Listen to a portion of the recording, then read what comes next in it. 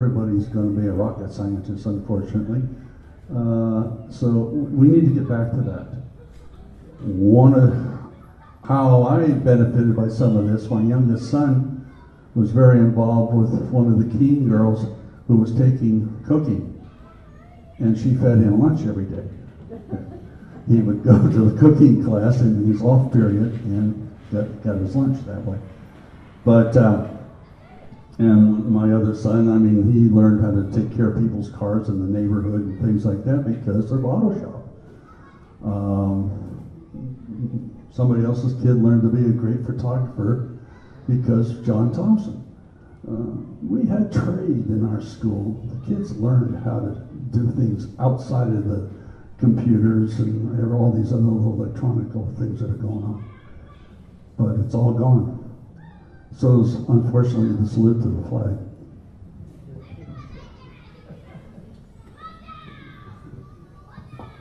Now that we're back on schools, you just triggered something. I remember my son came home with a chessboard that he had made, and it was put together so beautifully. I looked at it, there wasn't a seam that wasn't absolutely, totally perfect in that shop. And I said, "What are you going to do with that?" He said, "I'm going to sell it." And I said, "You're going to sell it? Well, how much are you going to sell it for?" He said, $30. I said, "It's mine." I paid him $30. But I would like to get into another aspect of some things that happened here in Albany. If you remember back in Marin School, on Halloween day or night, we had huge shows there for I don't know how many years where the Dad's Club would put up these platforms that were 4x4s with a stage just far off the ground, and we would have bicycle acts, all kinds of acts on the platform, singing and all that type of thing. And at one particular time, I said, I have a clue of something I can do that'll make everybody, it'll be a whiz bang. And what I set up was some barrels that were tied together like a cannon. And I made a plunger that looked like it would set off a bomb on it. And let's see, who was on the school board? They all had on the roof of Marin School, I had set up this, it looked like a cannon. And when the lights went out real quick, first we got a guy in the cannon and we were going to shoot him across the roof. And the bomb was set off and the guy had to push the plunger, and just as the lights went out real quickly, he pushed the plunger and there's this boom! And there were two men, each with the same number on their jersey. And the one guy got out of the cannon and disappeared, and the other one came up off of on the other side of the roof, going like this. and he landed okay, and everybody said, "How did you do that? How did you do that?" It was community effort. Well, you asked earlier about resiliency. I think that's the word. Well, as a city, you know, Albany is kind of unique, but, you know, nobody likes to pay taxes.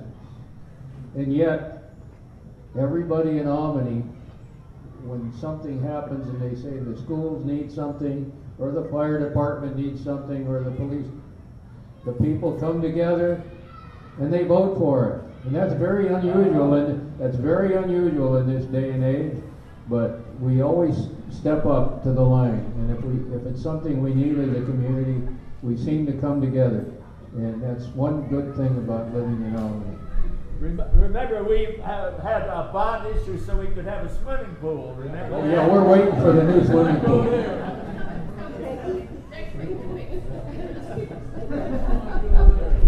This month, she said.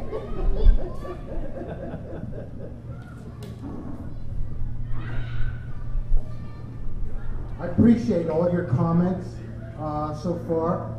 Catherine would like to, well, you know, it's sort of open-ended. We're going to want to have some food here in a moment, and then I hope you're willing to stay and continue this talking amongst yourselves. People from the audience, I'm sure, find this interesting. In the short term, though, I'd like to have Catherine come up and talk a little bit about other events that Transition Albany is doing. And are you ready now? Yeah. And then we want to talk a little bit more about the Historical Society. And Joan, we can follow Catherine. So what we're doing at the moment is we're having different kinds of events to just tell people what Transition Albany is and get people thinking about some of the things we could do here to bring back some of the values we have lost. So there are some of these out there. This is the calendar of events, if you'd like to pick one up.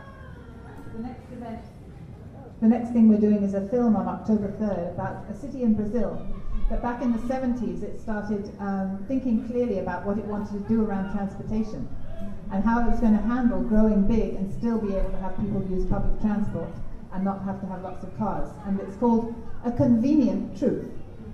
I guess it came out after Al Gore's An Inconvenient Truth. So that's on the 3rd, there about that. On October 10th, there's a global movement to have small neighborhood projects of people taking steps in their own neighborhood to make their communities more self-reliant and use less petroleum and stuff like that.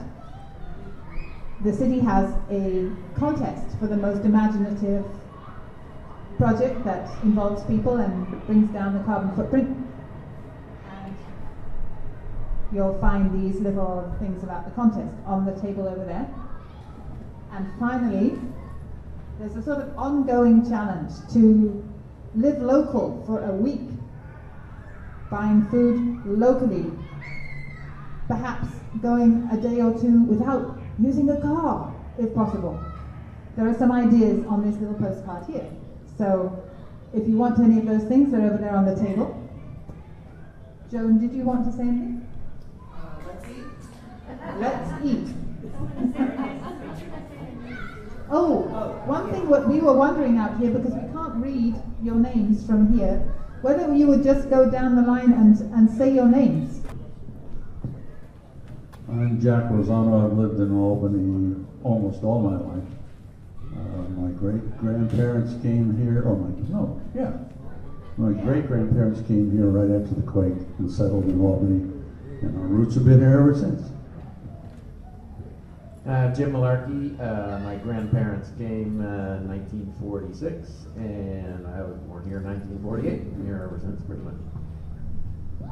My dad bought a lot in 1920 in Malair. Yeah, I think that was word. Yeah, Malair. 1920, he bought a lot in Albany. I was born here in 22, my twin and I, and have lived here ever since.